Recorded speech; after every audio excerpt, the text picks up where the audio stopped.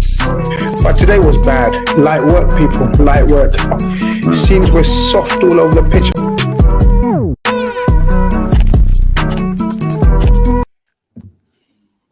Good evening. Welcome to another episode of Redfellas on a Sunday night, as the case is in UK. But as usual, we don't know what time you're watching it, where you're watching it. As long as you're watching it, you're all very, very welcome to your favorite football show on a Sunday night. It's the main fellas, the Redfellas. Seems like it's been a while since we've all got together and had a chat, but it hasn't, has it? I'm sure we done a show last week, but I don't know. It's just I miss you guys. It just feels like, I'm yearning to speak to you guys again, but here we are again.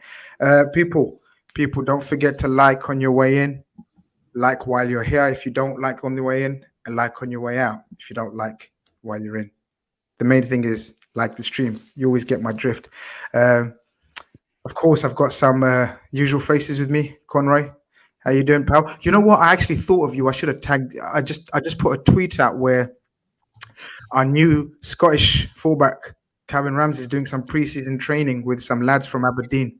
I should have tagged you in there, but that must have brought a smile to your face. How you doing, pal? Yeah, I spotted that. It was very good. Do you know what, Chris?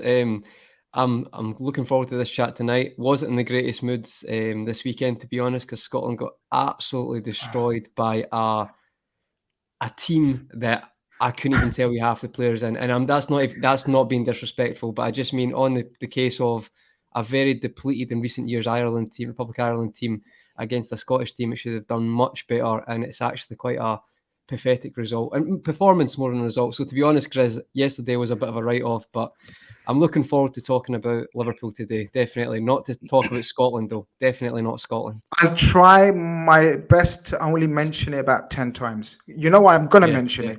To wind you up. Because now that you've told me, I'm going to wind you up throughout the show. But I'll try my best not to wind you up too much. Evan, it's good to have you back, pal, on and off. I know you've been hectic, busy, hella busy, as they say out in States. You've been hella busy. Glad to have you back. Hope all is well. I'm blown away with your knowledge, not just of American lingo, but lingo specific to the Bay Area. That's, you've done your research. We do our research on this show, and that's what I miss the most about it. It feels good to be back. No doubt. Listen, accents, pronunciations, we're good. We might need that for the rest of the season, the window, but we don't want to give too many hints and clues away. And of course, when we're talking about Liverpool predominantly, we need a Scouser on the channel.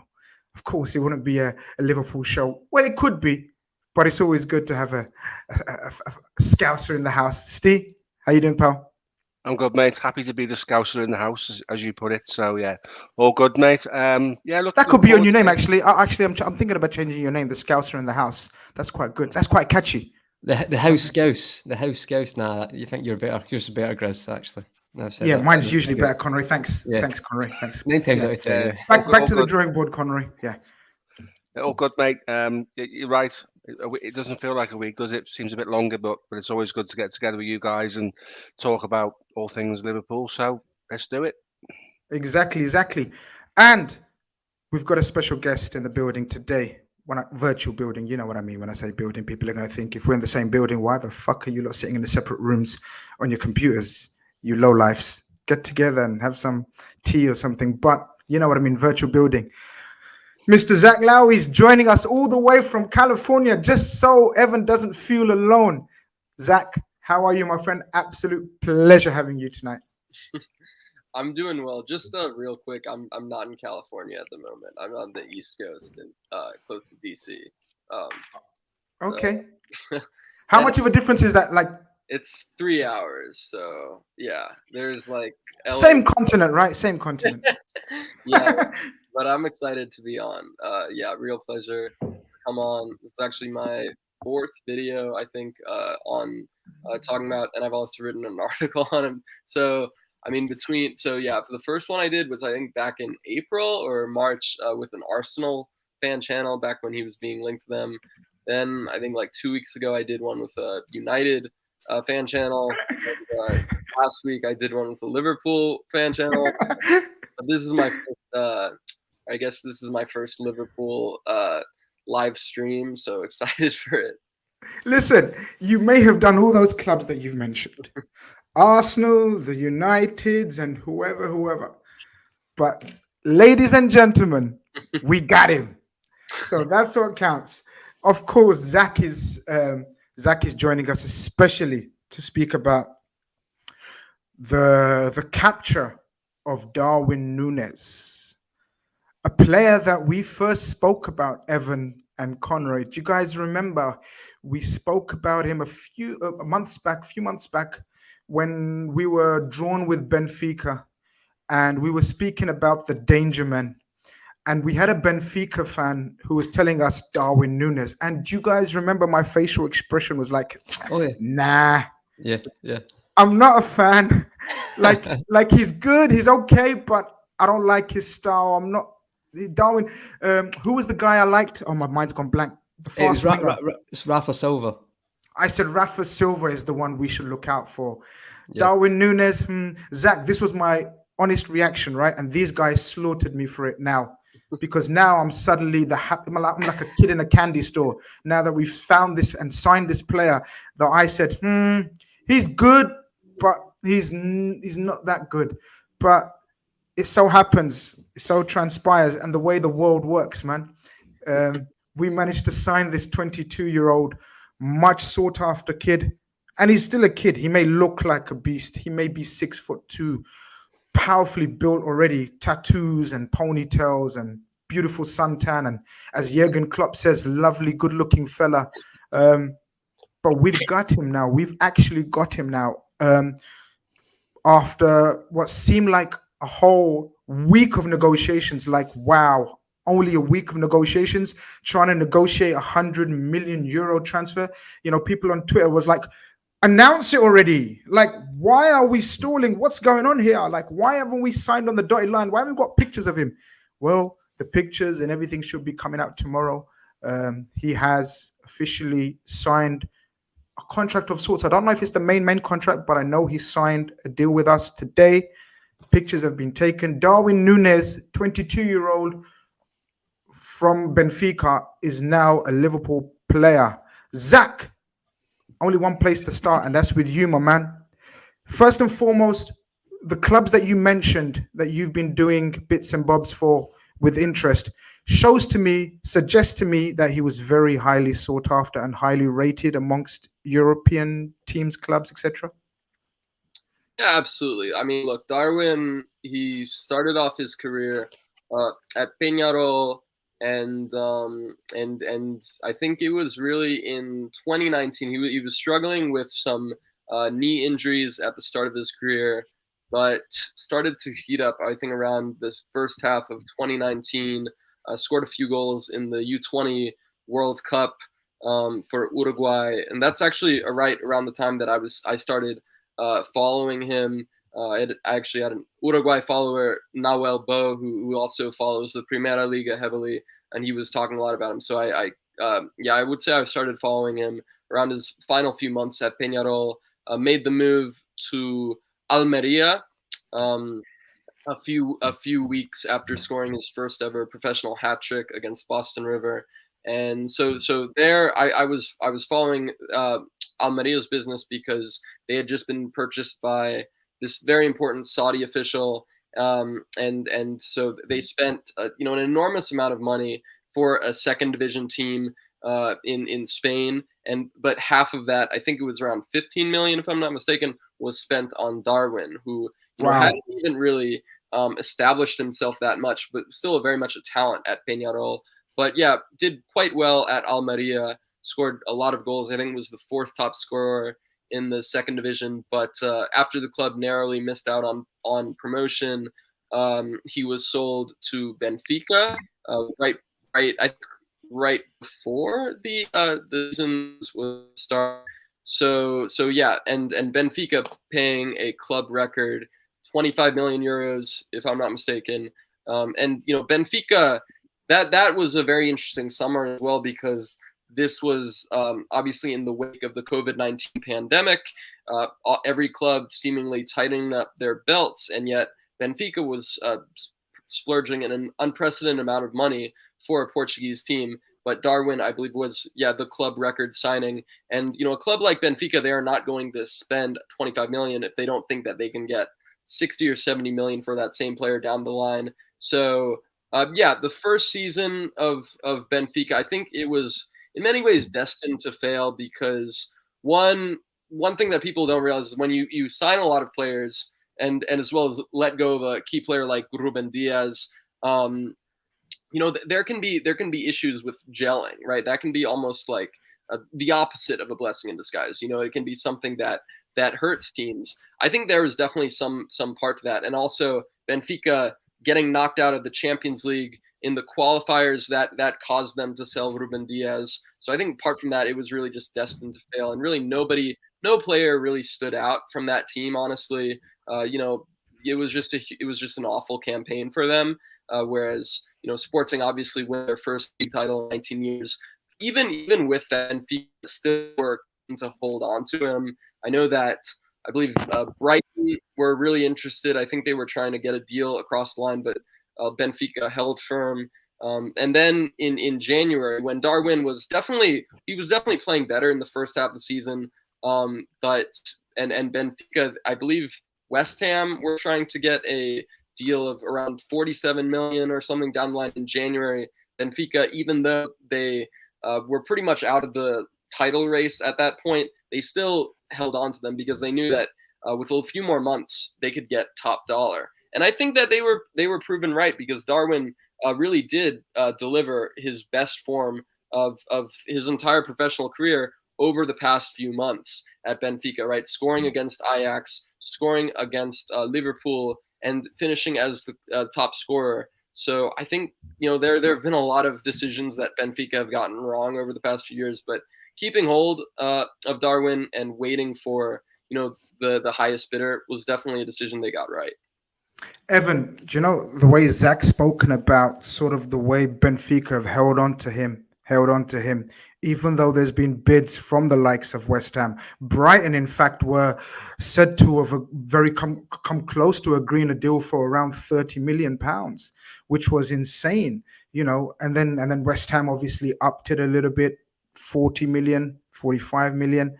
And you'd like to think that 40 to 45 to 50 million is our sweet spot when it comes to transfers, isn't it? In terms of Liverpool. So I don't know if at what stage we must have thought this guy, is the one for us. But it suggests the way that Zach's told us the recent history of him, that this guy is amongst one of the leading young strikers in Europe that a lot of clubs, a lot of leagues, a lot of coaches have been keeping an eye on and sort of watching his progression, right? Absolutely. And, of course, I think it's just coincidence that we played Benfica and he scored against us twice in both legs. People love to make those videos like the day Liverpool decided to sign Darwin Núñez. Of course, that's not actually how it works. But yeah, we've been keeping an eye on this guy. And like you, Grizz, when I first heard of our interest, it was a bit of an eyebrow raiser. And yeah, because it's a departure from tradition, from what we've come to expect from the Klopp era. At this point, you could say it's been nearly 10 years since Klopp has worked with an out-and-out number 9, a guy you wouldn't necessarily put on either wing. And 10 years ago, that was a certain Robert Lewandowski, and it ended up working out pretty well for them. So we are seeing a bit of a changing of the guard. Sadio Mane going on his way out, and I've been sold on Darwin Núñez just because it feels different. And this sort of confirms what perhaps we've always known. There is no Bobby Firmino replacement. That profile is too rare. He's a bit of a unicorn in that way. The Firmino replacement is to just change. It's to change how we play. It's to change the shape. It's to change the outlets. We've already seen significant tactical tweaks in the past of using fullbacks as the primary creative outlets. We're about to change how we score goals and create chances as well. Darwin will be expected to bring teammates into the game. He's physically so impressive. And when I talk about a departure from tradition, I think we have to talk about what is a departure from tradition for Liverpool's biggest rivals right now, and that would be from their purchase of Erling Haaland. This is a graph I did on Twitter. From these metrics, we're comparing just a simple goal and assist per 90, and on the bottom hand, we're seeing goals per shot on target. As you can see, the top three there, Haaland, Núñez, Benzema, no surprises there. Haaland and Núñez are not only physically very, very close to each other, just in terms of their mobility, their strength, their verticality, but they also convert chances at a similar rate and have a similar levels of output. As you can see off to the side, I've said, is this Bundesliga tax? Is this Premier League tax? Time will tell, but just based on how often Man City and Liverpool get transfers right, I would be surprised if Núñez and Haaland weren't competing for the Golden Boot race at similar levels to each other. Some other names that I'm sure we're all familiar with: Lewandowski, Ciro Immobile, Harry Kane. Harry Kane, coming off of not his greatest season, as you can see, we all know he's a fantastic player, but that's underwhelming for him. I felt compelled to put Immobile in there, seeing as he did replace Robert Lewandowski at Dortmund about 10 years ago for Jurgen Klopp. Didn't quite work out. I expected Lewandowski to be higher. He shoots much more than any of these other players, but as you can see, there are some younger options that are a bit more lethal than him, and Karim Benzema is coming off of the season of his life. So I was hoping we would talk about this at some point, but I'm fully sold on Darwin Núñez at this point, Grizz. I'm looking forward to it. Fair enough. When Evan showed me this graph, you can take it off now because I'm getting confused already. Because when Evan showed me this in the WhatsApp group, I think a couple of days ago you done this. It wasn't. Yeah, I said, Evan, this is way over my head. When it comes down to the show, you can bring it up and then you can explain what you mean by all those graphs.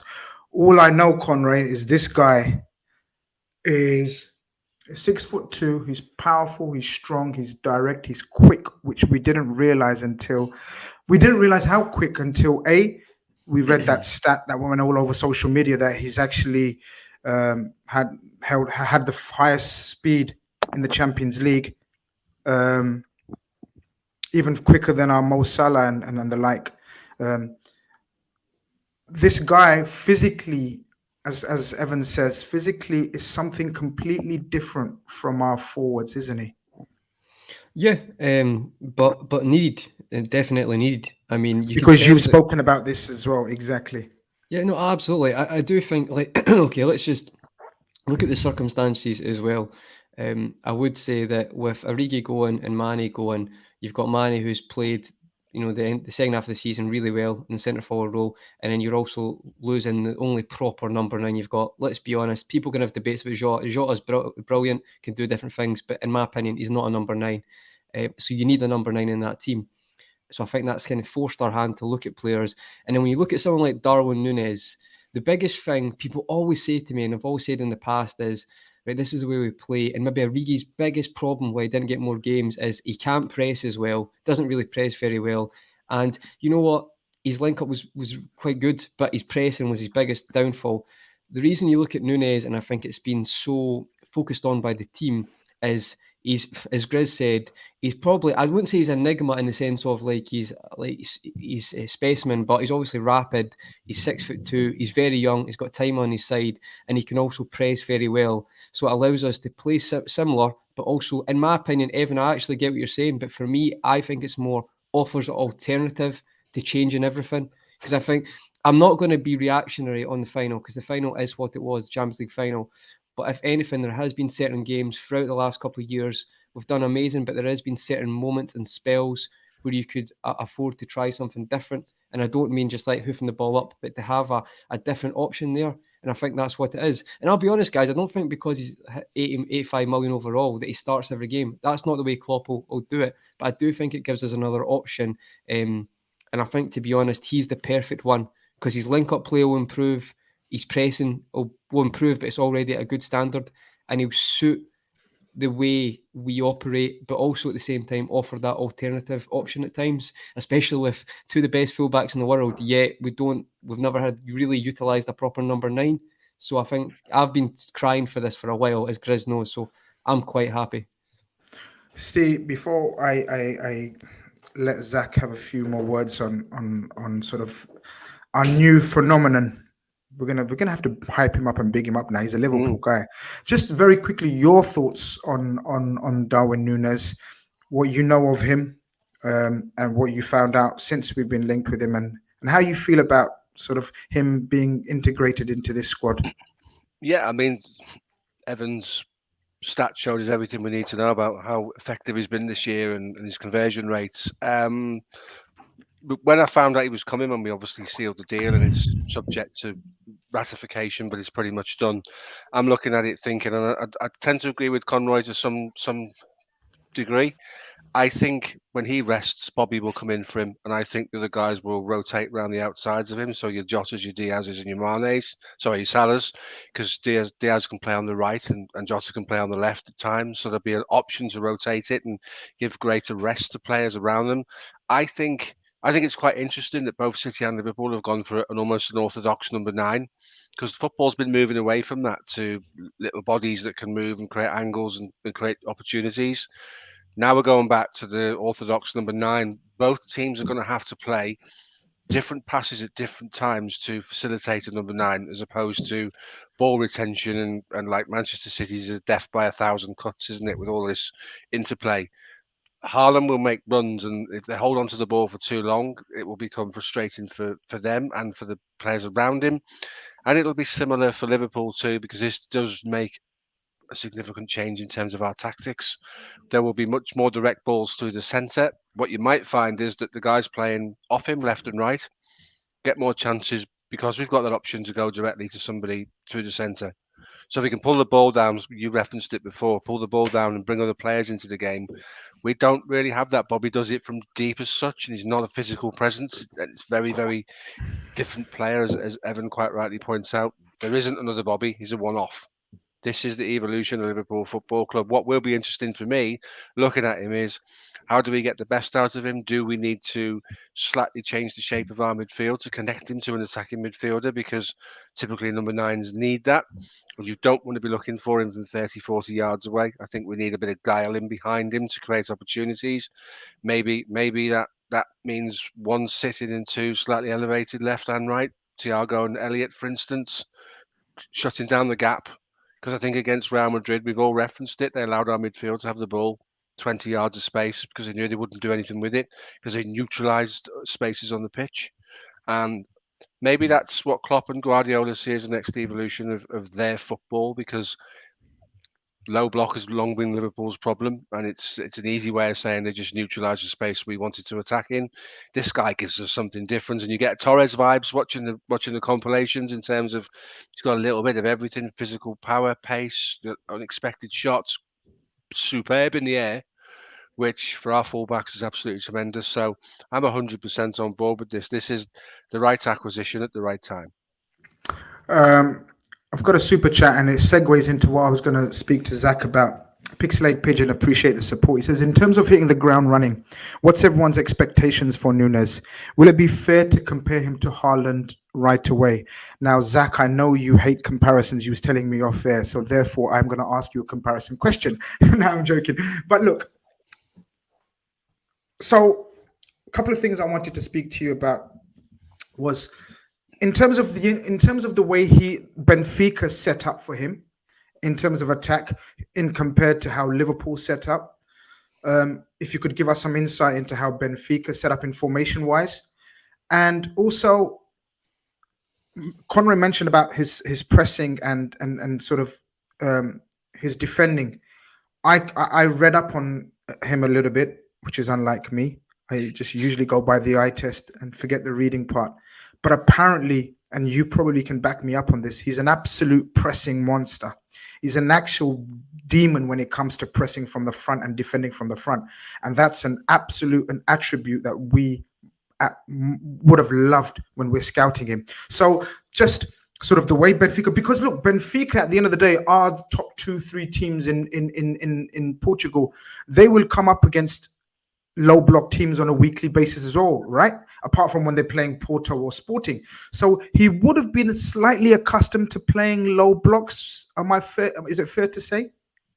Yeah, no, absolutely, it's fair to say. I think that a lot of the games that Benfica have dropped points, probably most of the games they've dropped points this season have been against deep blocks. They were actually one of the only teams to win every game through up until the start of October, alongside Paris Saint-Germain and Napoli. But their first loss came against Portimonense, who I think had like 20% possession, or just ridiculously low amount, and that was just kind of parking the bus. They recently they recently drew 0-0 to Famalicão, who kind of did the same thing, right, parking the bus. So yeah, I mean that is definitely, I think, an opposition that they have struggled against. With regards to how they set up, Jorge Jesus in his first season back in his second stint at Benfica, he started off with kind of a back four, but actually changed to a back three after Lucas Verissimo, the right-sided center back that they were trying to get in the summer, they couldn't get. They ended up signing him in January, so that allowed them Verissimo to play on the right side of the back three with alongside Jan Vertonghen and Nicolas Otamendi, and they kept on playing that. I guess you could call it a 3-4-3 around that, and that changed after Jorge Jesus was sacked midway through the previous campaign, with Nelson Verissimo, the interim manager, taking charge and going back to, I would say, perhaps more traditional Benfica formations with, right, like kind of a 4-2-3-1, 4-3-3, similar to that. But yeah, as you mentioned, Darwin is a good presser, right? I think that's something that, and he can especially turn it on when it comes to big games. It isn't exactly pressing, but one clip that I always remember with regards to Darwin's time at Benfica is that so Benfica were playing Porto in the penultimate match of the league season, and Darwin scored a fantastic goal. It was ruled out due to an incorrect VAR decision, but Benfica were still very much trying to go for it. They were actually the better team against Porto, which is pretty crazy considering how Porto had a legendary league campaign and Benfica were pretty awful in domestic competition, at least. But yeah, Porto. So Benfica got a corner. I don't think it even crossed the first man, and Porto, hit on the counter in the final minute of the game, and they were breaking on the counter, and a lot of players, like including Adel Taarabt, right, starting who were originally sprinting, but then they just start jogging. Darwin goes from the obviously the box that he's trying to score in to the box he's trying to defend, and just continuing to sprint, wasn't able to catch up to him, and Porto, they ended up scoring via Zaidu Sanusi in the final minute of the game to wrap up the league title. But for me, I think that it gives you a good sense of what Darwin is. And I think that it gives you also a good sense why he is getting a big move. And a lot of these Benfica players, aren't. I think it's just that mentality. I know you mentioned Rafa Silva. And, to be completely fair, Rafa, I would say, was honestly going neck and neck with Luis Diaz for the best player in the league. I told you guys. In the Evan Conroy. He's a good player. He's a good player. Very good player. But after, I would say, after Verissimo's appointment and after Jorge Jesus was sacked, after pretty much the league was done and dusted with plenty of months left, I don't want to say he downed tools, but it was clearly a drop in level, a drop in just trying to make things work. And whereas so many other players, you could say the same about them. Darwin, I think, has only he's really only improved. He is, consistently led, and he's really a guy who's, who will be stand up to be counted, right? He's that guy who's going to put himself on the line, and that's, for me, I think that mental grit is what has always caught my eye about his game. So yeah, I think that he's a fantastic talent. I'm not sure. I wouldn't say that he's as good as Erling Haaland yet, but with that being said, I think that he is one of the most exciting center forwards, in Europe right now. I do think that he's potentially one of the best strikers of his generation.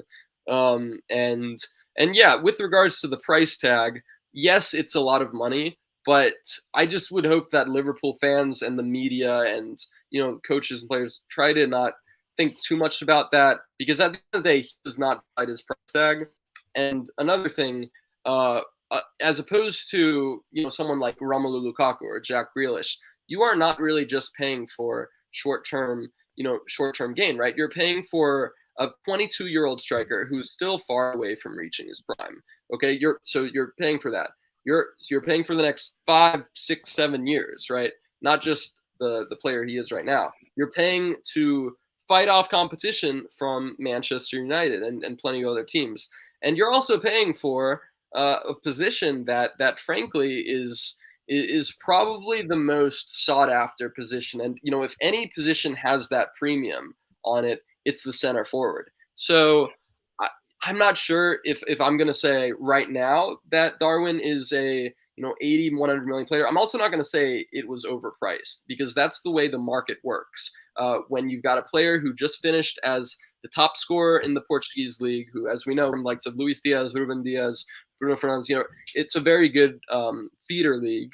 Okay, a player who has done very well in the Champions League, a player who is 22 years of age, and a player who has plenty of suitors. Okay, if it was just Liverpool, who are going after him, then fair enough, you could say that. But that's what people fail to recognize, is that he was already getting a ton of suitors, even after, no disrespect, a pretty bad, pretty underwhelming first season, where I think he only scored 5 goals in the league.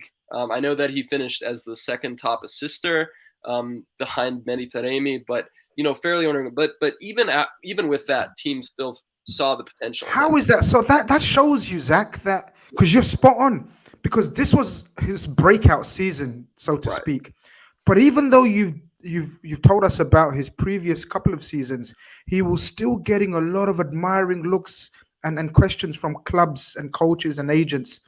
It just shows you that not only did a lot of teams see the talent, but they saw the mentality that you speak about. Because that's quite a thing about this guy, isn't it? They speak about his upbringing and his humble background and everything. This guy is a warrior through and through, isn't he? Yeah, he really is. I know that his parents definitely had to make some sacrifices for him, which is, I think, very typical when you look at a lot of these Uruguayan players, whether it's Ronald Araujo or Federico Valverde. And yeah, I do think that as a child, right, when you don't know when your next meal is coming from, right, when your mom has to make installments on your cleats, on your boots. I don't know if Darwin had that. I know that Araujo did that, but they have a similar experience, right? So I think that that's one thing that is definitely going to carry into his game. And another reason why, I am not that concerned about Anfield, the spectacle of the Premier League, playing under the biggest spotlight in world football. I don't think that's going to take a toll on him. I think that he's a player who is well adjusted to that, right? He had, obviously the Primera Liga does not have as much attention as the Premier League, but with that being said, Benfica has millions of supporters all across the world. Benfica, they are always going to have the spotlight in Portugal. So you are playing under a magnifying glass. You're playing to justify, right, that price tag. And we've seen that with Almeria, where he was the club's most expensive signing by a mile. Benfica's most expensive signing, and now I guess Liverpool's most expensive signing as well. Absolutely. Listen, Zach, we we're so thankful for your time you've given us today, and I think you've got us even more hyped than we needed to be about this incoming player. But again, thank you on behalf of the rest of the panel and obviously the rest of the subscribers and followers. Thank you so much, man. It'll be great to catch up again real soon when he's going for the golden boot near the end of the season. We'll catch up real soon. But listen, let the people know where they can find you because you're on so many platforms. But tell them the key ones to go and find you, brother. Absolutely. So you can find me on my personal account, Zach Lowy, ZACHLOWY, on Twitter, as well as BTLVid, which is, and as well as breakingblinds.com. So we post a ton of footballing content. In fact, we did a few months ago, we did produce something on Calvin Ramsey, who I believe is Liverpool's next one. So next signing. Amazing. We featured Darwin midway through last season. We have another article, another good player analysis article coming up soon on the site on Darwin, and also we're also producing a ton of content on our Instagram and TikTok pages, which we just launched this month. I do actually have a video coming up featuring my voice on Darwin, his fit at Liverpool, looking at some of his strengths and abilities that will be on our TikTok and Instagram channels. So yeah, definitely worth checking out. What I'm gonna do actually is get Omar, who does the technical work behind the scenes, to get all your socials in the description of the video. I'm so sorry because it was last minute. I didn't get a chance, so forgive me for that. But I'll make sure I'll put it in the description. And again, my brother, thank you so much for your time, man. Look after yourself and take care. A pleasure as always, mate. Take care, guys. Bye. Wow. I'm ready for Darwin Núñez, people. I'm ready, Conray. I'm ready for Darwin Núñez. We were already ready, but it's always good to hear it from a neutral because Zach's not a Benfica fan. Zach's not a Liverpool fan. He's just a football fan. And, you know, when someone neutral who as a profession writes and studies the game and players, it's always reassuring. But we don't really need reassuring when we've got the scouts that we've got, right? Because we're so fucking good at scouting these kind of players. So A, from that angle, we're good to go. B, we're going to come to the price because that's what's irking a few people. So, but should it irk us? Should we be worried about that price tag? The thing is, it's quite ironic because obviously you can't sum up the full fan base. Everyone's different opinions at different times, but it is funny because it's like at times it's like we're asking to spend more money, and then when we spend money, it's like, well, no, you spent too much. So you know, sometimes there's always a reason to look at things. But to be perfectly honest, Grizz, maybe I'm looking at this too vaguely. But see, when I think about like Diaz, for example, like you said earlier, see between 40, 45s our go-to. I think just with money in the last couple of years, that probably changes to between 50, 60, you know, 40, you know, between 50, 60 mil, that type of signing. And then when you look at someone like Núñez, who is 22, and that does put the price up, someone who scored at Anfield, scored against Barcelona, scored at the Allianz Arena against Bayern Munich, that does build the cost up. When you take everything into consideration, I can understand where a team who got 100 million for João Felix would be looking at this type of price for their player. I understand the logic behind it. So to be honest, I'm not so surprised, but it's not our money at the end of the day.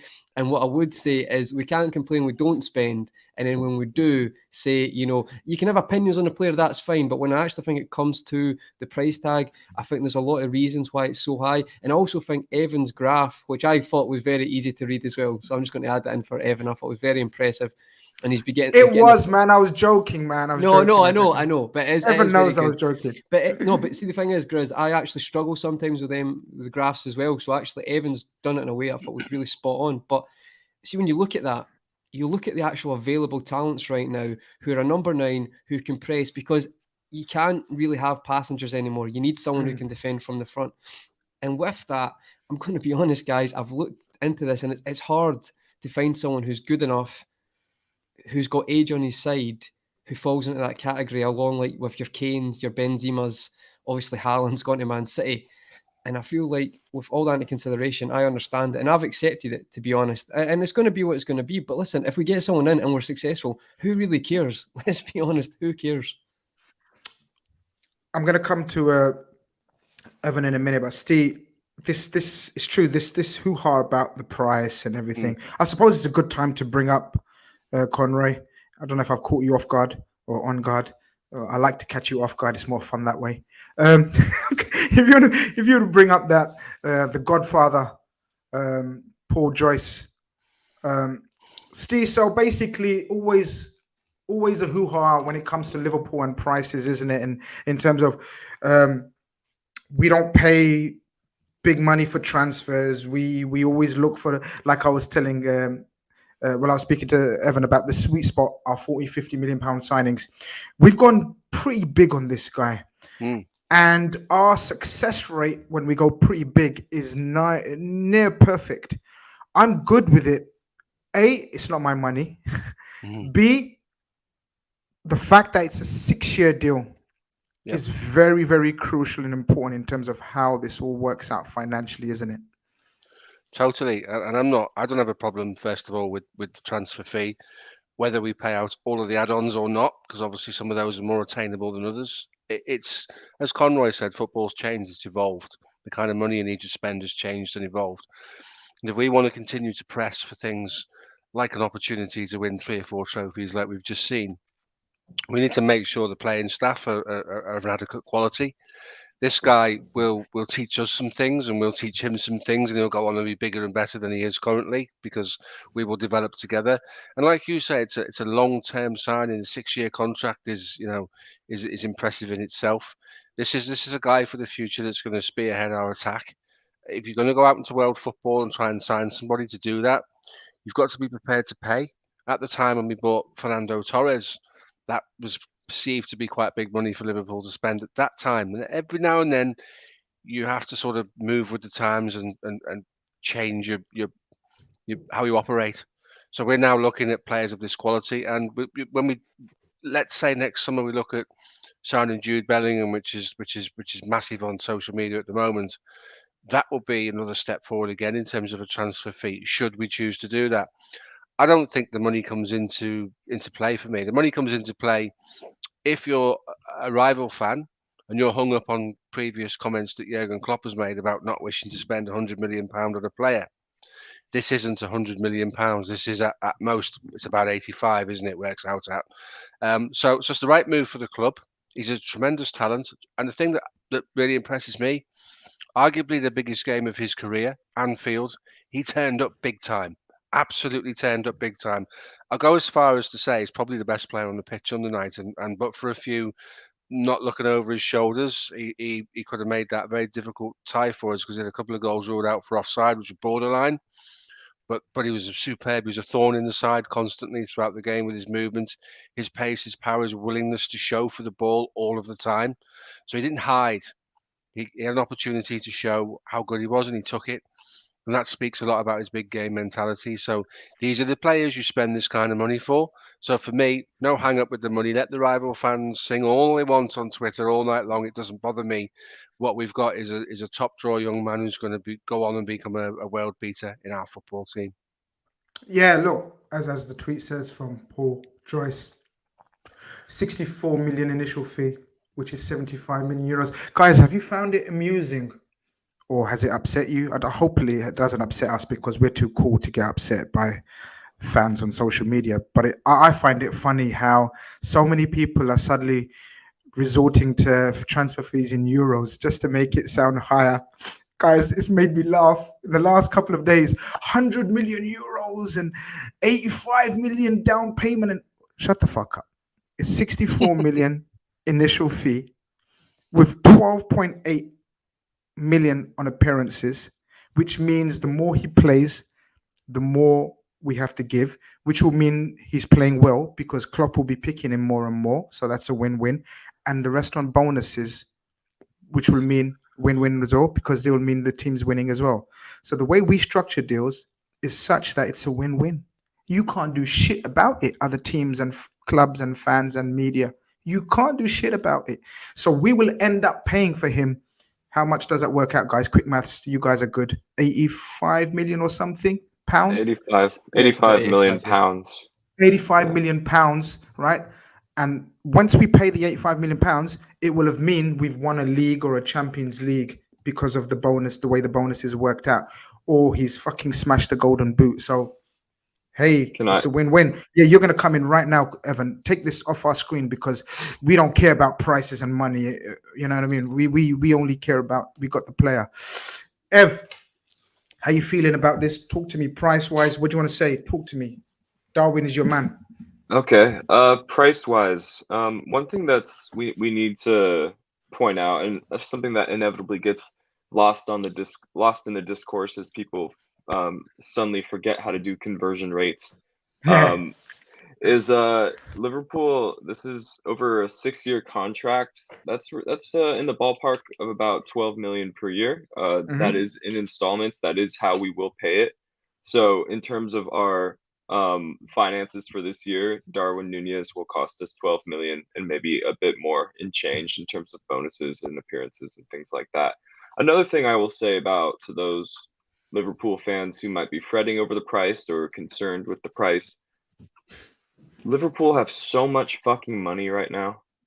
We have so much fucking money right now. Today on Sunday, June 12th, 2022 at 1:48 California time, this is the wealthiest Liverpool have ever been by an absolute landslide. Liverpool have never been wealthier. We're coming off of ownership that have taken our valuation as a club to well over 4 billion. We're coming off of our record revenue year. This is all just public knowledge. This is public records. You can look up. We release our revenues every single year. We're coming off of record revenue numbers. The Nike deal has been very, very great to us. Very great to us.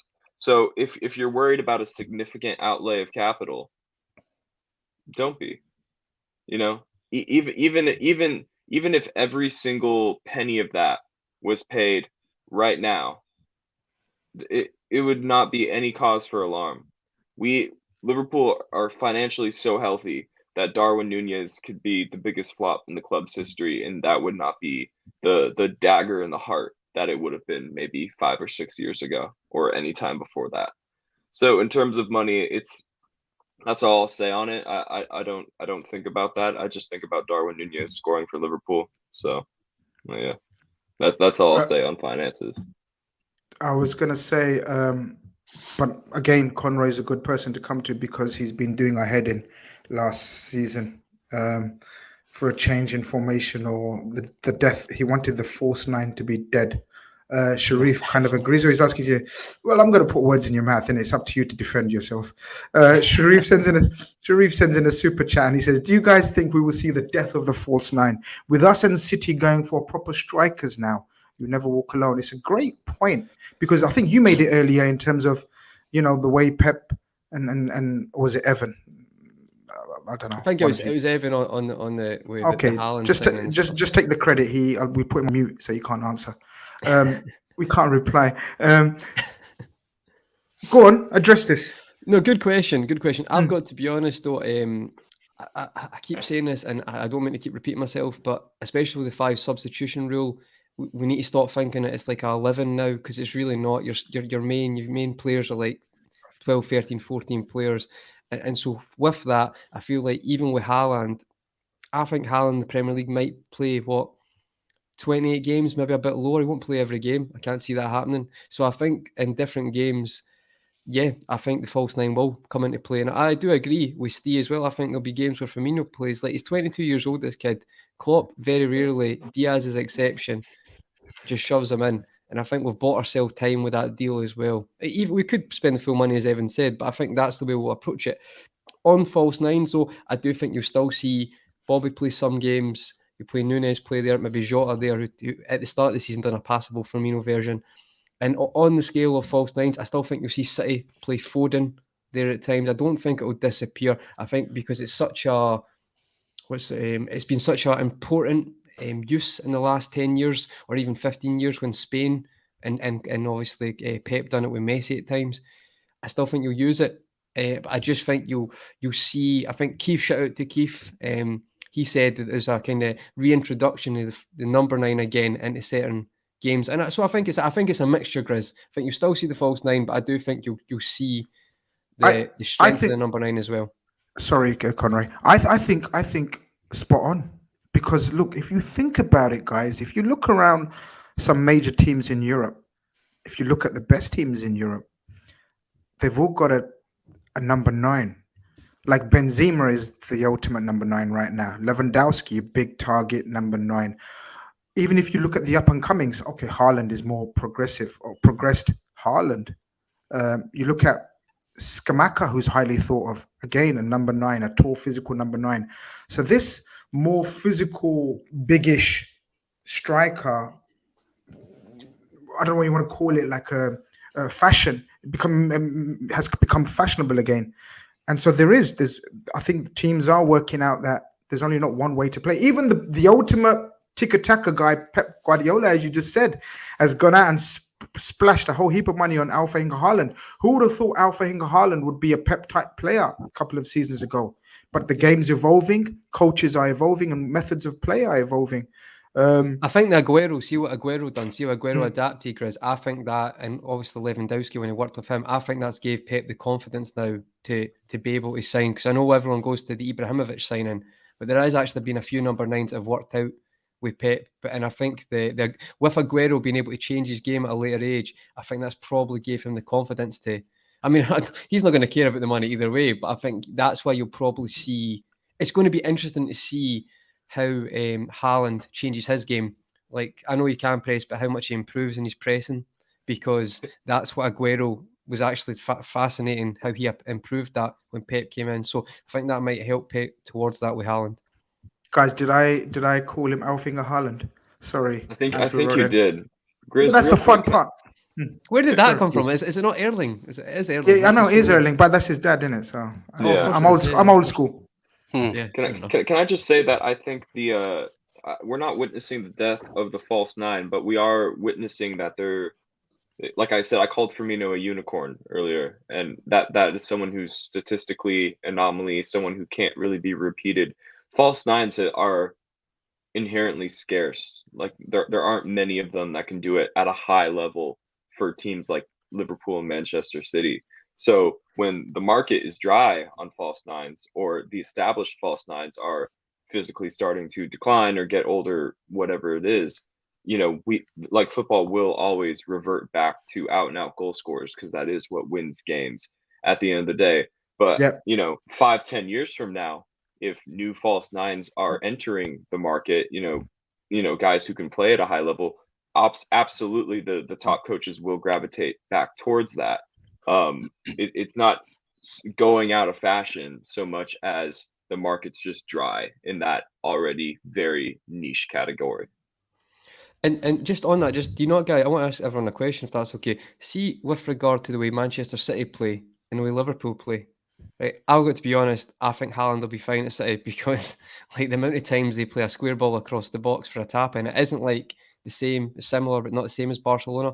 But I actually am quite confident, because at times, with the way we play, I know we mentioned earlier, Steve, but see with like someone like Trent does try that risky pass. Like, he tries that quite a lot. And I think with someone in the Núñez, that'll suit us. I don't think we'll have to, I know there'll be adaptations, but I don't think we'll have to change too much. I think it'll just be alterations here and there. Steve? Interesting concept, but you got to bear in mind we're buying 2 number 9s that have made careers out of being number 9s, and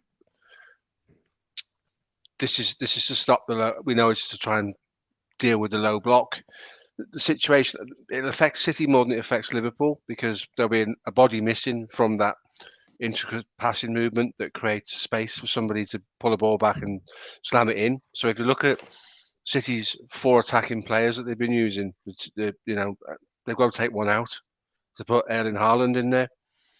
We don't know how good Erling Haaland is with his back to goal, because it's not something that typically he's had to do with Dortmund. I'm not suggesting for 1 second it won't work. I agree with you, Conroy. It probably will. I think this affects Manchester City more than it affects Liverpool, in terms of trying to adapt your game plan to incorporate a number 9. I agree with Evan's point exactly. The one player in world football that you could probably sign that would allow you to facilitate a good quality false nine would be a João Felix, but you'd end up paying £100 million for him if you wanted to get him out of Atletico Madrid. So or a Kane. For me, a Kane's a hybrid, but you're not going to get a Kane. Kane's the ultimate. Well, exactly. But for what you want to do, Kane's sort of now coming into the final contract of his career, whereas Darwin Núñez has just signed a 6-year deal at 28. Yeah. He's still got years in front of him.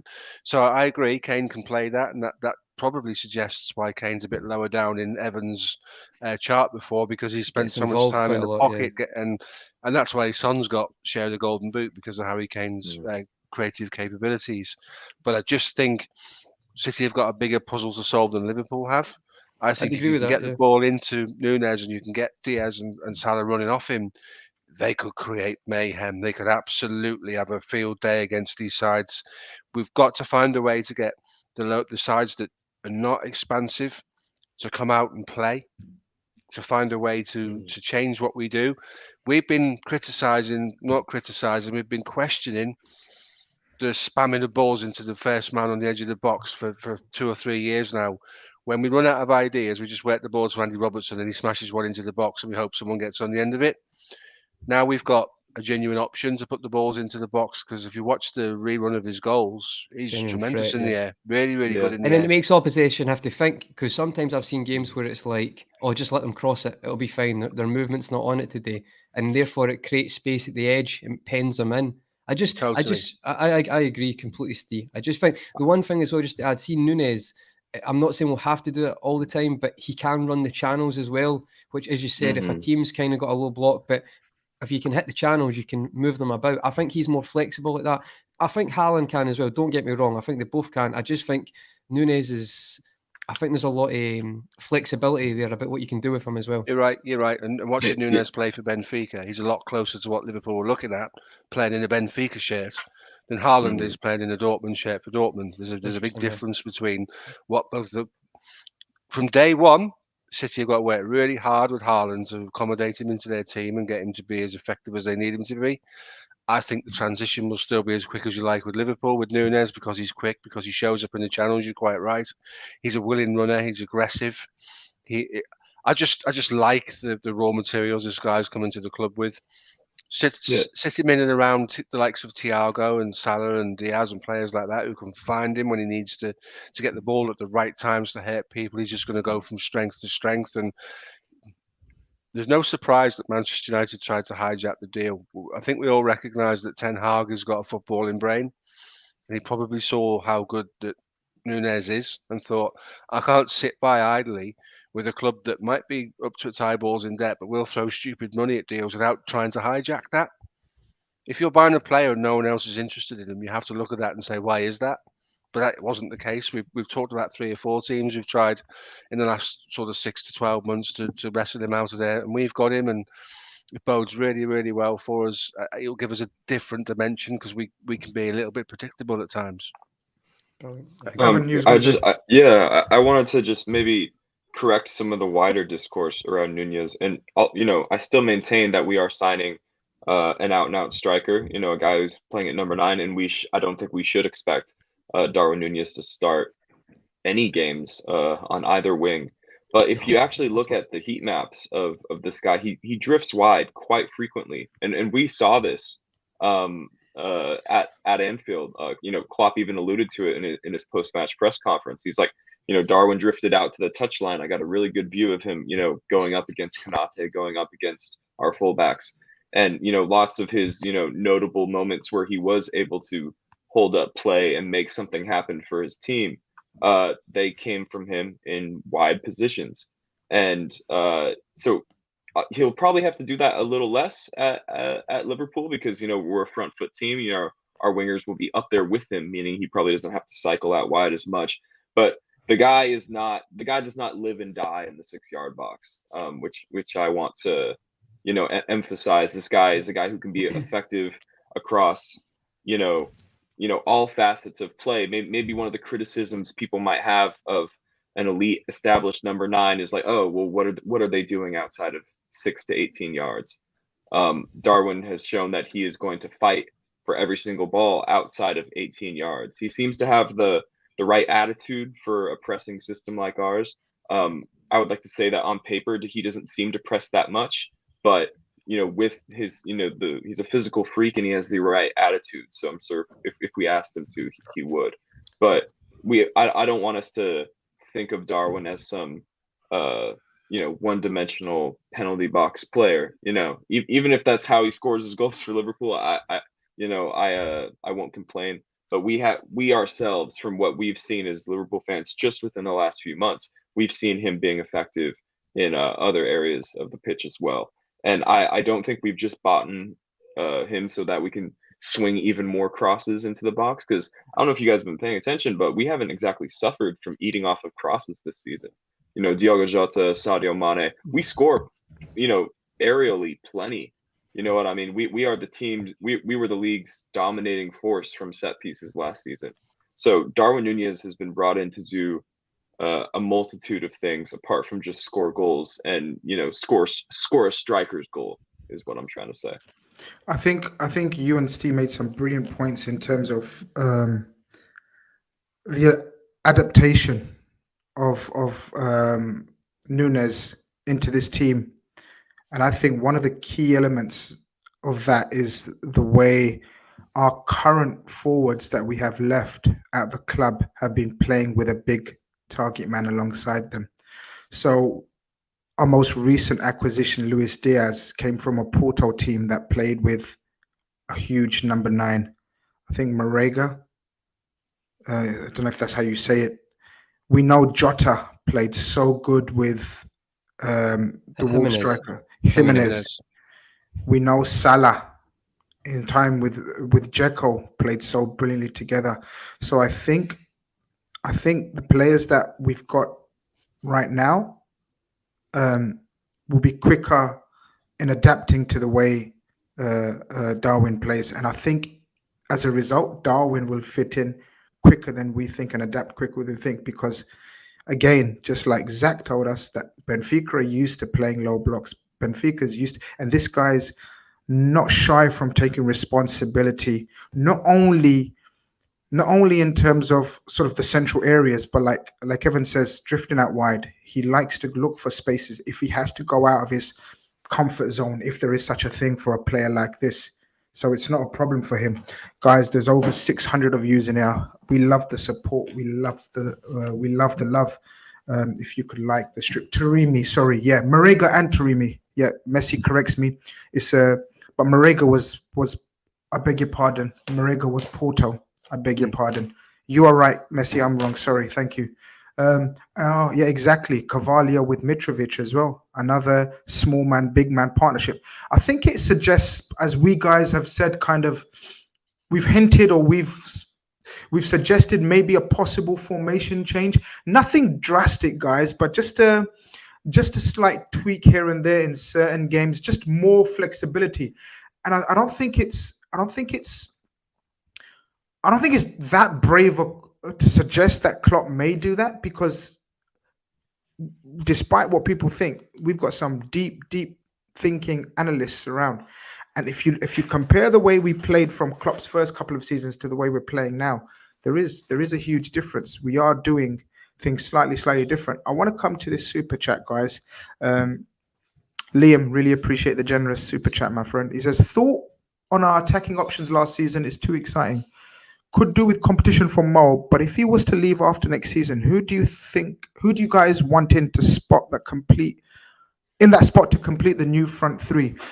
Conroy, I think we've been very smart and clever without too much fuss in terms of slowly being ahead in our thought pattern about replacing the front three. So, for example, Diaz for Mane before it's happening, or Carvalho as the replacement for Diaz, back up to Diaz already in place. Then we've got the Jota for Bobby. And now we've got Darwin Núñez as another option. I think Liam's right in terms of Mo is the one player that's kind of, we haven't got a like for like, or there doesn't seem to be any planning as such. Would you like to have had someone in early just in case Mo doesn't extend, and even if he does extend, someone on that right, or do you think one of the three can play on that right? It's a tricky one, isn't it? They can, but I think for us to play the way we want to play, and a lot of the systems, how it works is to have an inverted right winger who plays, or whatever you want to say Mo is. But let's be honest, it's cutting in onto his left a lot, and then allowing Trent. He doesn't even gallop at the byline that often, but you know what I mean. He comes centrally at times, but it allows that triangle, especially you saw with Elliott, Trent, and Mo at the start of the season.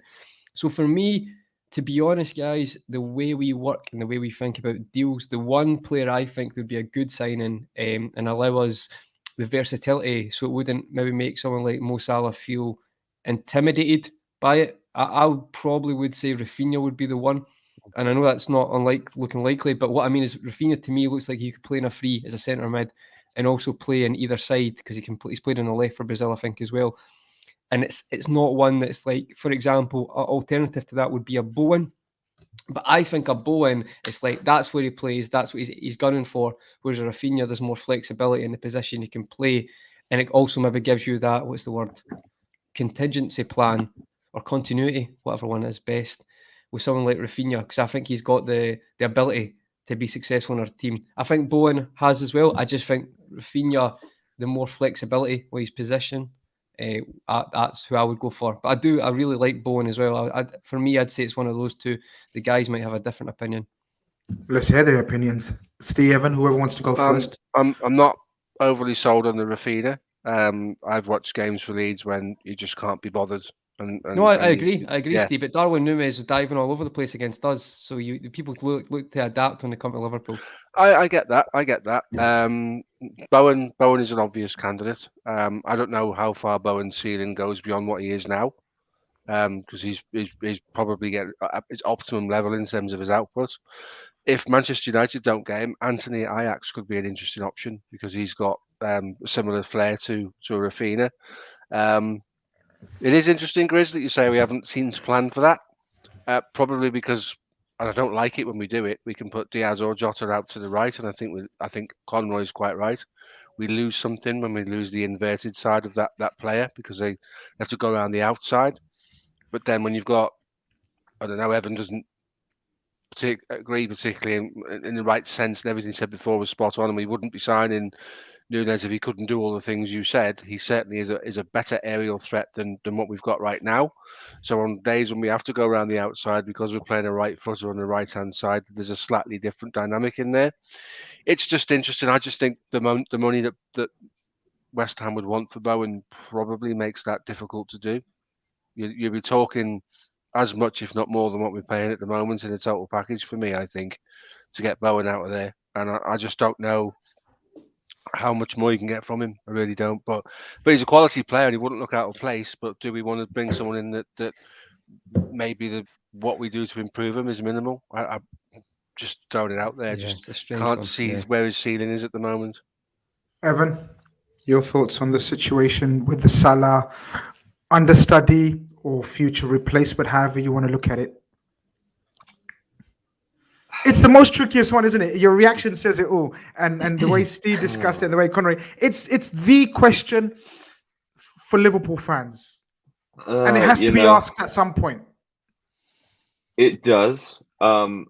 Just like maybe false nines are a bit of a premium right now on the market, unfortunately, so are left-footed right wingers, the ones that are in the age profile that we would be interested in specifically.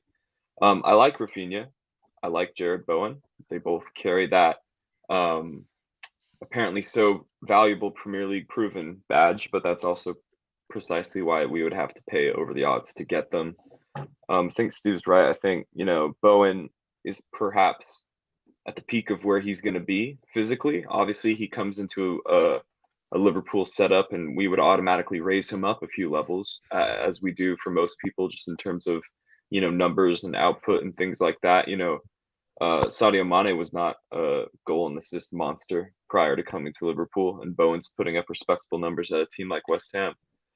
So, stylistically, I like both of those players, but I think Rafinha is better than both of them quite significantly. Or sorry, not Rafinha. I'm sorry. I think Antony is better than Rafinha and Jared Bowen, and I think he has a much higher ceiling than both players. United are, seem apparently pushing very hard for him. I'll be devastated if he goes to Manchester United. Not that I think that they're in any position to make the most of his talent. Clearly, they have signed even more talented players than Antony in the last 10 years and completely fucked it up.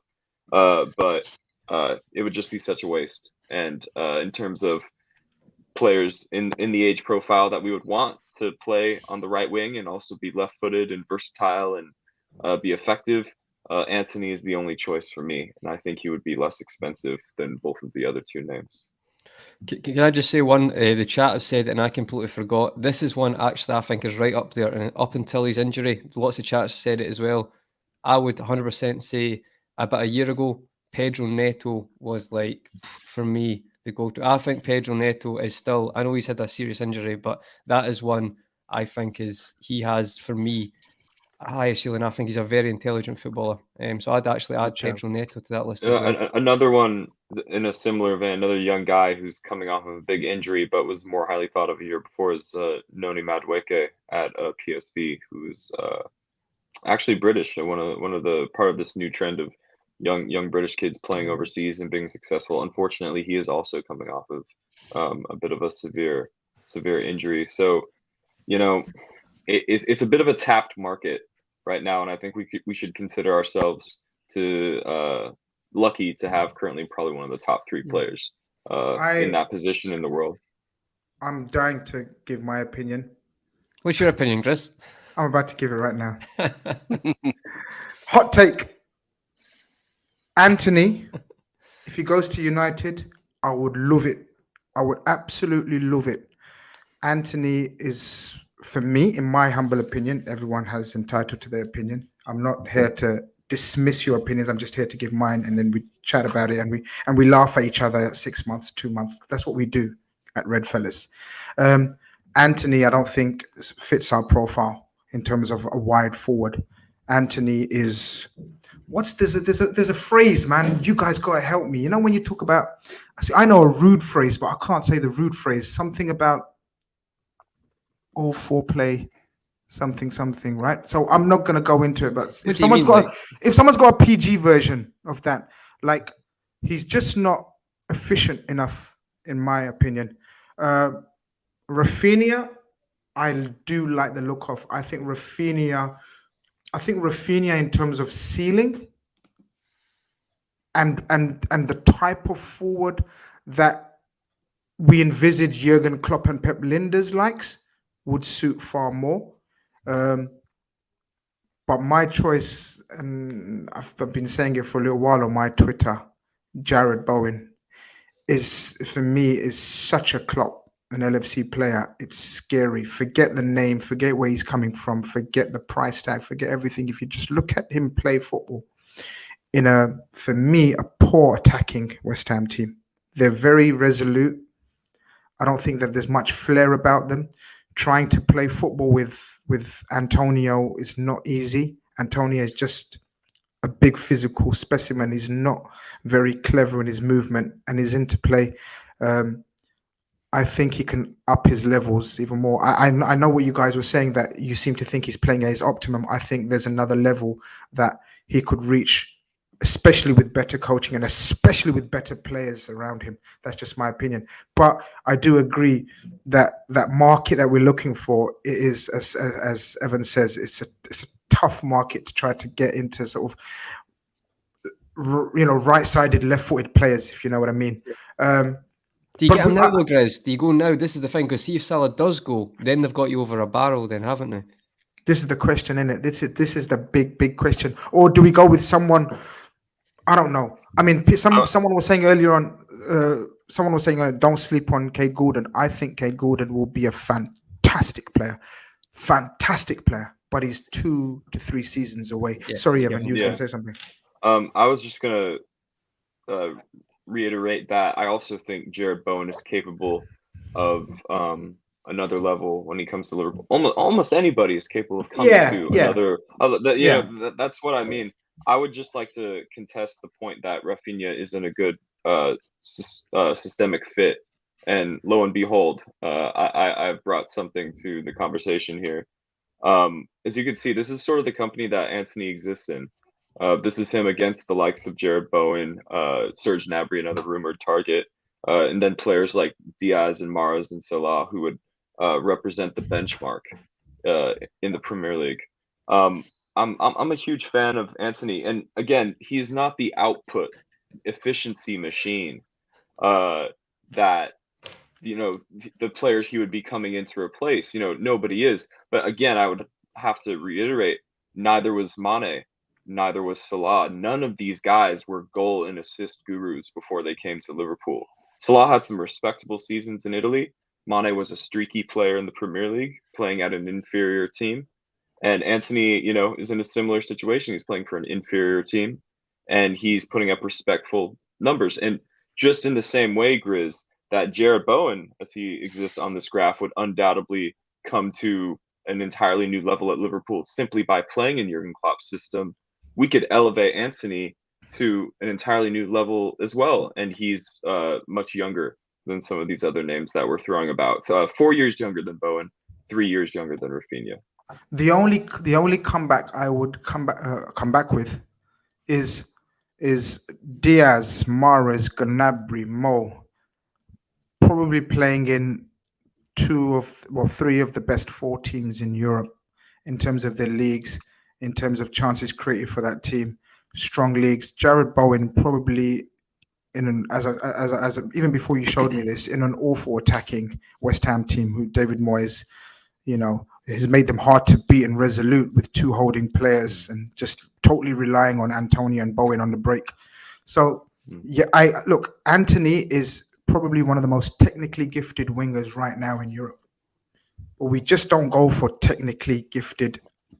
Sorry, what I mean is we don't focus on just their technical ability, as has been shown with Mo Salah, with Jota, with Diaz. We look at so many other things. But look, it's something to keep an eye on. I love having these debates. Another name on there, Serge Gnabry. See, I was going to say, Grizz, you talk about goals with Salah. We totally forgot. Gnabry, Yeah. Gnabry's got goals. So what I mean is, if you look at his numbers, I had them up there a second ago, and I know you've got the ratio there, but what I mean is, I've seen a lot from Gnabry that there's a threat there, and the one thing that does worry me slightly is I'm not expecting him to come and score the same amount as Salah, but you're losing a lot of goals there. So with Gnabry, I feel like I think if Klopp got a hold of him, he could. I forgot about that name as well. I feel like he could be a lot of effectiveness in our system. So yeah, I just wanted to add that.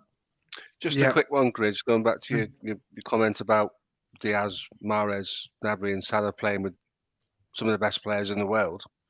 I think you can compare the players in the Ajax side with the players in the West Ham side, and in some cases, you've got the centre forward for Ajax who didn't cut it at West Ham, Haaland, who went there because it just didn't work for him in the English game. Davy Klaassen, who played for Everton, couldn't get a game, is a fixture in the Ajax midfield. Gravenberch just signed for Bayern Munich, so that changes the face of things for Ajax. It's an interesting conversation. I'm a fan of Jared Bowen's. I just, as I said before, I don't know where his ceiling is. If you can give Anthony a bit more work rate as well as a technical ability, then you kind of got the one player that's young enough in what we've already said is a difficult marketplace. You're going to have to pay 70, 80 million pounds for Jared Bowen, and he's probably worth it in the grand scheme of things. But there are alternatives out there, and I think if you look at the difference between Anthony's output and Bowen's output, and a lot of that is to do with the fact that he's been playing in a relatively poor forward line. But I don't think Ajax is all that, and I think if you put Ajax and West Ham in a 2-legged European affair, you'd struggle to pick a winner. So in that regard, with the right coaching, I mean, look at Gutsier. Gutsier was a guy that was technically brilliant, but you wouldn't look at him as a workhorse. And Klopp got a bit extra out of him, and Klopp loved him, and there was a day he would have come to Liverpool, but it didn't come to pass. So there are opportunities to take these players and give them something else and make them better. And it's just throwing names out there really for us at the moment. It's an interesting debate. You're quite right. I just think, of the players we've spoken about, that's the guy you look at and think, just how good could that bloke be? I don't really know. The money for Bono as well, Steve. Like, what? It'll be interesting to see what Rice gets sold for, because I think that'll be because I know what the numbers That's the thing. talking about. You'd suggest you'd think, sorry, that they may have to sell one of them, and that's the problem. You know, they may have to sell one of them, and it's probably more likely to be Rice. But then again, who'd fork out that kind of money for Rice? Catch-22 right now, Grizz. It's a catch-22 situation, and just like it is for us as well with the whole Salah situation. But Anthony's a good one to keep an eye on.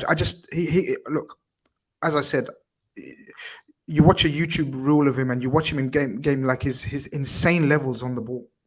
Like, he'll do stuff, and you think, whoa, he'll get you. You know, you'd think, whoa, he's like a Ronaldinho, but obviously not on that level, but a left-footed version. He just enjoys the game. Do you know what I mean? Like, flicks and tricks galore, touch of a magician. I just, I could be wrong. I could be wrong. I just don't think, he'd suit our profile. But let's see if Man United keep it. He gives me a lot of Ziyech vibes. Look, Ziyech was a master of Ajax and Dutch league. That league is pop. It's just pop league, man. That league is I would agree. But unlike Ziyech, Anthony has a phenomenal turn of pace, and I would be overjoyed with any of the names we've discussed. I've seen enough of Jared Bowen to think he would be a great stylistic fit. I've seen enough of Gnabry to think he would be a sure thing. And Gnabry's a sure thing. Gnabry's a sure thing. I can't believe none of us thought about it. Yeah, no, Well, I thought about it. I put them on. Oh yeah, your graph. And, are you surprised they're not anything with Bayern right now? Sorry to interrupt, Dev. Is it you're surprised with the Mane thing? There's not any conversations being had with this opportunity right now with the two teams. Who says there hasn't been? All right, well, sorry, Evan, on you go, mate. Sorry. Who says there hasn't been? And one thing I would say about if I was Gnabry, my maybe one hesitation of joining is assurances over game time. Does he come in and immediately unseat Luis Diaz? I'm not sure there's too much between the two players these days in terms of data or eye test. And obviously Salah's a starter for every second he is at Liverpool, and we've just forked out an enormous amount of money on a player you would expect to play through the middle. So that's where we're at.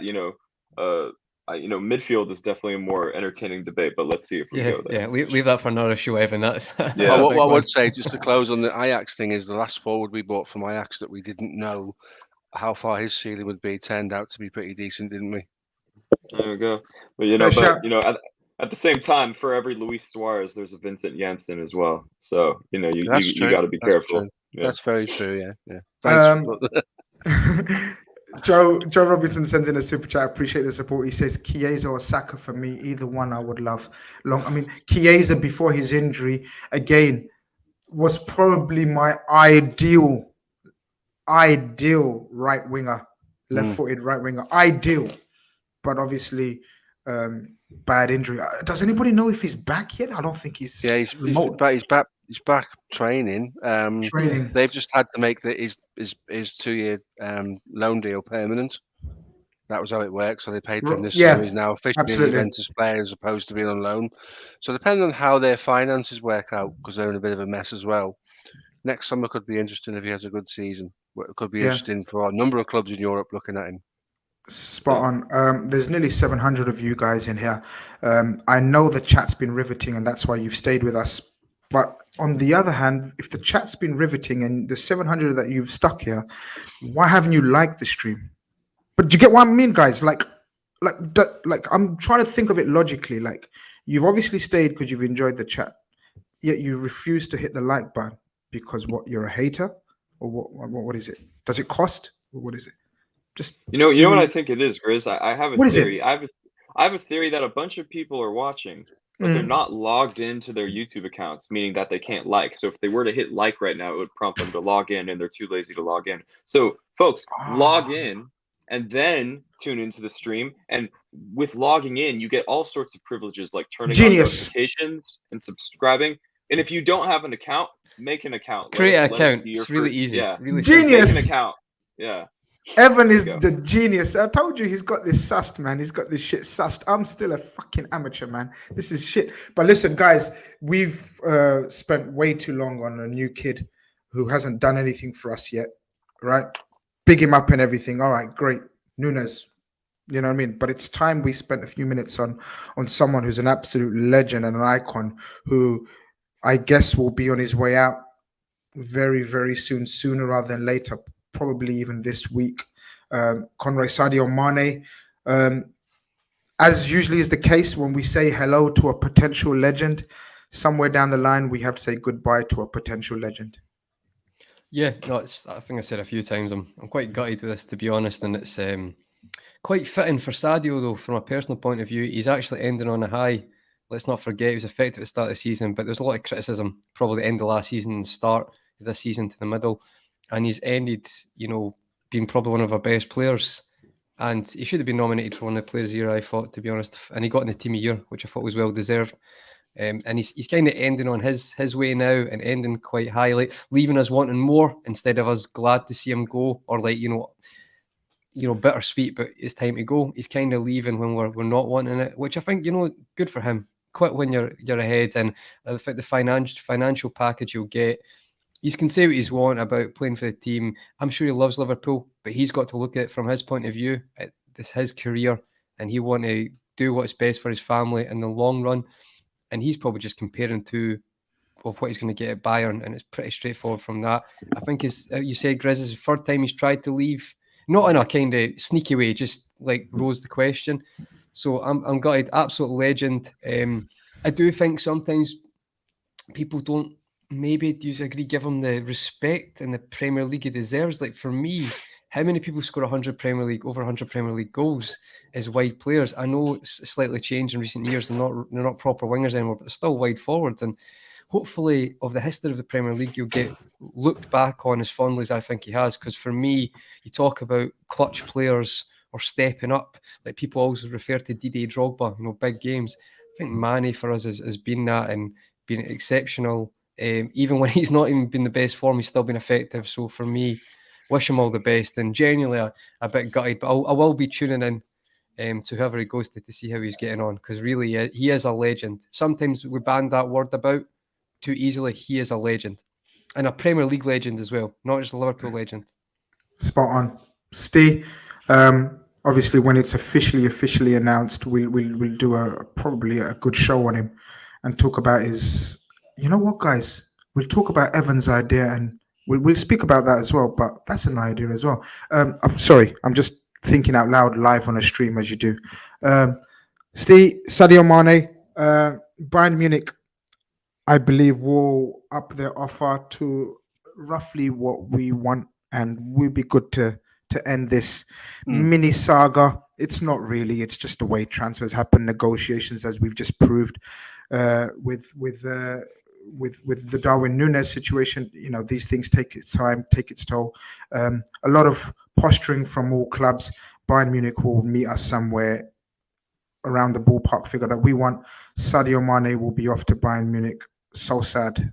Sad. It is. And now that 3 Ballon d'Or thing's been taken out of the add-ons, that was ludicrous to say he has to win 3 Ballon d'Ors to get one of the add-ons paid. That's mental. Now common sense has prevailed. Yeah, I'm gutted, same as Conroy, to see him go. He's been what Liverpool Football Club is today. He's played a massive part in that transformation under Jurgen Klopp. He's been an intrinsic part of that, and we should ever look beyond that. He is a legend of the football club. He's played in 3 European Cup finals. He's played in 3 down to the wire league campaigns, 90+ points, and contributed. That's insane. Massively. That's insane, by the way. Look at that. That's tremendous, isn't it? He's that. There you go. I'm just telling you how much he's contributed, and there's a stat to back it up. What I do love about the man is this ambassadorial nature he's got for his home country in Senegal, where he does all the things he does with schools and hospitals. And if any good comes out of someone going and getting 329 grand a week, if the rumours are correct, Senegal stands to be a major benefactor of that. And I'm all for that. I'm here for that. That's really cool, and I love that he does that. Thank you, Sadio, for what you've done. You'll always be remembered fondly. But players seek challenges, and we've got one coming to our club who's looking for his next chapter, and Sadio's bringing this one to an end. But we will always love him. There will be no bad feelings towards that man whatsoever. Absolutely. Evan, another one that's rumored to be on their way out, hasn't been with us for that long, but but has a soft spot in a lot of people's hearts. Takumi Minamino. It's suggested that there's quite a queue of clubs, including Monaco, Lazio, Leeds, a couple of other teams that are willing to pay around the 15 million to 17 million figure that we're looking for. Are you okay with that? Where do you sit with that? Because I'm not gonna lie, it's changed my mind a little bit, Evan. I was adamant that okay, no, just no. But fair play to him. He has got me thinking, and the improvement that he's shown me in the last 6 months or so. I don't know. I want to hear your opinion. Obviously, I think from the very beginning, from the day he arrived at Liverpool, we all said, "Oh, and for 7 million, if it doesn't work out, we can just flip him for double because it's what we Yep. do." And lo and behold, Takumi Minamino's in talks with multiple clubs. 17 million is what we're asking for. And with his form in 2022, we absolutely are in a place to demand that. Takumi Minamino, and everyone's always said this as well. If it hasn't worked out fully at Liverpool, we have enough evidence to show that he could be, really an above average player at a different level, whether that's in the Bundesliga or, Italy or, just further down the table, a place where he's going to play 30 times a season. He's absolutely shown that he's a quality player. And, we felt that firsthand. He gave us quite the ass whooping at Anfield. And I think in terms of where we are as a system and as a team, unfortunately, I think Takumi Minamino is not effective enough outside the penalty area to play for Liverpool in our front line. He's absolutely extremely effective inside the penalty area, as we've seen firsthand this season, and he's dragged us to the latter stages of 2 tournaments. So for 7 million, I think we've absolutely gotten our money's worth for Takumi Minamino. I hope, and I can only hope that he feels he has as well, and he doesn't regret anything from his Liverpool experience, because he will be remembered extremely fondly. Not as fondly as the other winger that's leaving this season, but we've definitely benefited from Takumi Minamino. And if you said, hey, you can also we were linked to another attacker for 7 million who could come in and do what he's done for us, and you offered that to me again, I would take that deal again as well. So I don't feel like I haven't gotten enough out of Takumi Minamino, and I can only hope that he feels the same way about Liverpool. Yeah, Selection sends in a super chat with regards to Taki. He says, look, I appreciate the support, Selection. Thank you. He says, love Taki. We should move him on while he's on a high. Don't want another Origi situation. If Taki, Origi, Ox do leave, do we need another attacker? Selection wants signings ever since I've got to know him. Conroy, we have secured Luis Diaz, Carvalho, Ramsey, and now Núñez in the last couple of months. That's 4 incomings, with the outgoings possibly or probably being Mane, Origi, Ox, and Taki. 4 in, 4 out from my maths. Are we okay for now? Or is there anything to worry about in terms of squad depth if we let any more outgoings go, as is likely, but not any first team squad players apart from the ones we've mentioned? Yeah, I think the thing with Taki, just to add to Evan's points as well, the domestic cups, and I know Evan's now the domestic cup lover, but obviously he was quite a big part in us progressing in those tournaments, and with the squad depth we had this year, I think that was quite pivotal to that. Even though we didn't win the Champions League, still got to the end of all those competitions. So for me, it's a hard one, because it's like, I think if we sell Taki, we just take that money, we put it in a pot, and we use that for probably next summer for whoever, or even January, if it happened, either a replacement for Salah or whatever, support for Salah, just in that position, I think they'll kind of maybe use that for that. Or, as Evan mentioned previously, they might use it towards a midfielder. I think there's more chance it will be saved or used as a midfielder than a replacement, because I think you've got Carvalho in there as well, who can maybe play in the front three or in the midfield, but whatever you want, there's options there, 4-2-4, whatever. We could talk about that all day. And then you've also got Elliott getting a pre-season after the injury, so he can slot in that midfield position as well. So it's, for me, I think with Elliott and Jones there as well, I can't see us getting anyone in. I think, to be honest, if we sell Taki, we take the money, brilliant, well done, mate, cult hero, and then we just either use that for a midfielder or save it for another attacker down the line. Steve, would you be okay with that, or would you be slightly concerned with the squad depth? So look, I think I've referenced 4 in, 4 out, but then obviously we know Nico Williams, Phillips. Help me out, guys. Is there anyone else that are very likely to go? Nico Williams and Phillips is the only one that come to my Possibly mind. Reece Williams. Reece Williams, yeah, because we mentioned Sorry. Van de Berg, didn't we?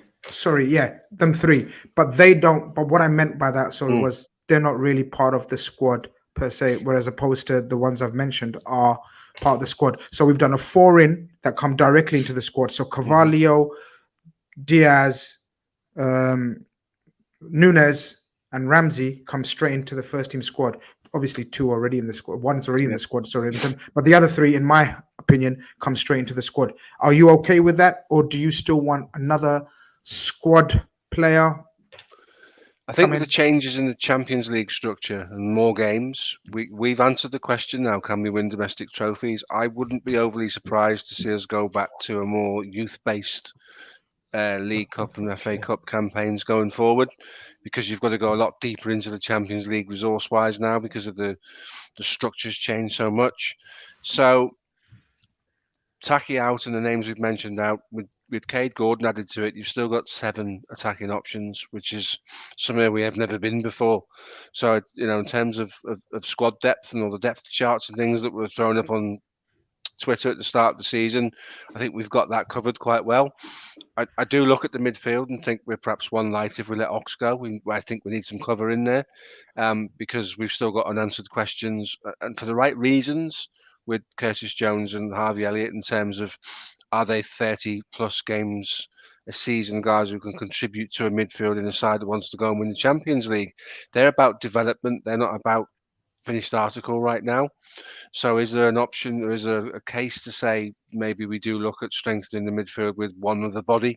Because obviously Ox is, well, he was kind of the first part of the season the go-to in midfield when we wanted to give somebody a rest, and that kind of fell away, and Curtis Jones replaced him as that. And there's still questions with Curtis Jones that we don't have the answers for. So potentially bring someone in the midfield to tighten that up in that area, because we're great with defensive cover. We're great up front. We've got 3 good goalkeepers, the 4th with Peter Luca coming up to get involved in that scenario. It's just in the centre of the park where perhaps if there's a little question in regards to depth, maybe it's there. Yeah, fair enough. I get what you're saying, Evan. Just quickly on that point before we wrap it up, are you okay with the situation so far in the first week of the transfer window? With what, another? How long left? 5-6 weeks left of the transfer window yet, but a good solid start, right? Absolutely, and we have yet to let go of anybody I was uncomfortable letting go with. So, people might say 4 in, 4 out. Oh yeah, we've got new attacker, but we've let attackers go. Keep in mind, folks, between Takumi Minamino and Divock Origi, that's 1 combined Premier League start last season. So let's make sure we're adding in the nitty gritty numbers as well. I think, keep in mind there's going to be 5 subs next season. We're going to need a deep squad. Pep has already touched on this. He had a bit of a tongue-in-cheek comment on the last day of the season. He said, "You're going to see how smart I really am, or how great I really am with 5 subs." So it's no coincidence that we played every single match available to us across all 4 competitions last season with our deepest team in, I don't know how long. So if we want to, be in treble and quad contention again, we will need to be just as deep, if not deeper. Keep in mind, we are adding Carvalho to this. We're not entirely sure where he's going to play. We're about to find out. Harvey Elliott, we have a small sample size of his performances and what positions he plays in, but nothing to suggest we're entirely sure where he's going to play and how much. There's questions we had over Curtis Jones. Does he get a loan? Does he stick around? So I think we are not deep enough into the transfer window to be certain about our squad depth, but we are also certainly not deep enough into the transfer window to be worried about it. It's June 12th. I would expect another attacker and another midfielder, if not both. Like I said, one of my first points on here, the club are drowning in cash right now. We are in extremely strong position, both financially in terms of our clout on the power pyramid of global football. So, these are the days, and I hope we all enjoy the transfer window at the end of the day, because I think it's going to be a good one. These are the days indeed. What a line to close today's show on. These are the days. These are the nights. And you're so happy. We're so happy, I should say, and humbled that you've joined us on one of these nights on a Sunday night to talk about the Reds. What a week it's been. And as you guys have said, and we've spoken about, we've just gone and paid 7 billion rupees for Darwin Núñez, as my tweet said. Beat that, bitches. No one's going to beat that transfer record.